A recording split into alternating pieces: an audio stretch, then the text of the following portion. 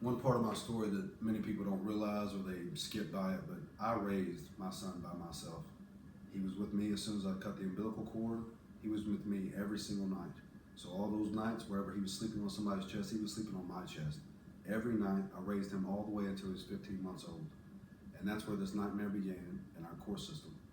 She decided that she wanted to be a family. She wanted to be part of his life. And we fell into this where she came down and she actually kidnapped the kid, kidnapped my son, and took him all the way to Houston.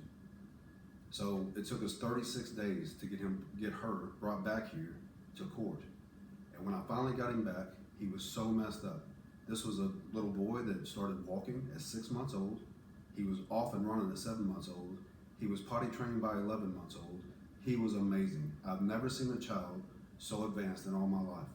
And what I got back was a kid that was actually walking backwards. He'd walk straight into the wall and just fall down. He would stand in the middle of the floor and do the nesty plunge and just land straight on his head. Something was clearly wrong with him.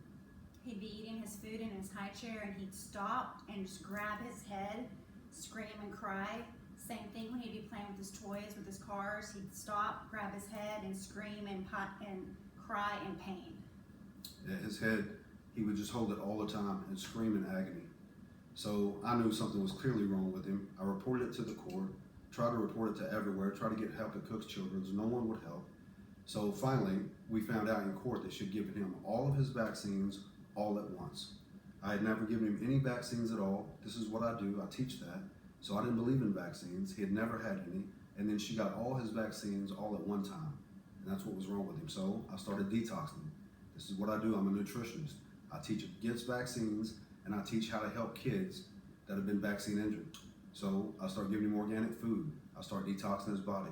I start giving him baths that are detoxing baths. He did so great, he came completely out of it.